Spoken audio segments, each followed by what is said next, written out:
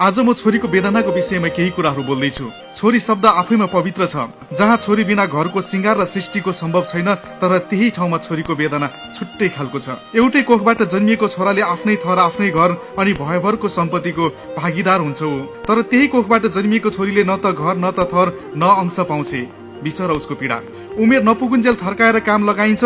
उमेर पुगेपछि मारे पाप पाले पुण्य भनेर पराईको हातमा 1 ठेकी दही अनि 2 लाख र उखुमा जिम्मा लगाएर पठाइन्छ। बिचरा छोरीको वेदना कस्तो छ। अनि धेरै बोले उताउली, थोरै बोले गुमाने भन्ने छिमेकीको विभिन्न नामकरण सुनेर जीवन जिउनु कति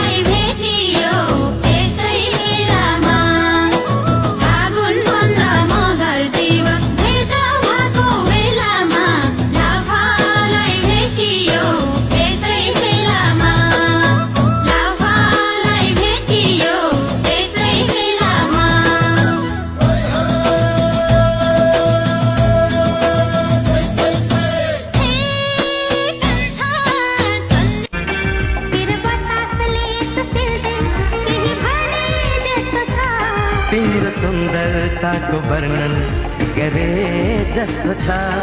त्यो तिम्रो हेराइमा माया मिसिएको छ। त्यो तिम्रो हेराइमा माया मिसिएको छ। दुःख छ, निश्चय छ। दुःख छ, निश्चय छ।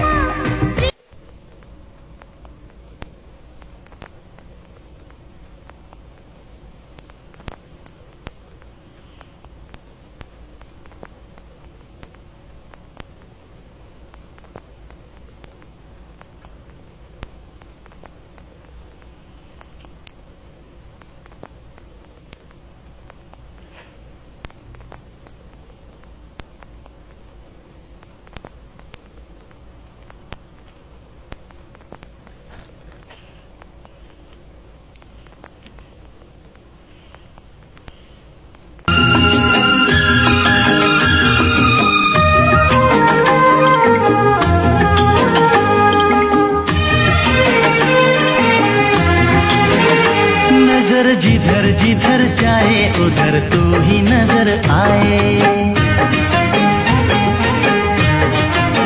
ओ नजर जिधर जिधर जाए उधर तू ही नजर आए। ये मेरे इश्क की इंतहा है सनम।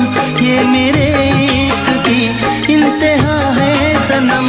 जिया जाए बिना तेरे अब नहीं जिया जाए। जिया जाए बिना तेरे अब नहीं जिया जाए।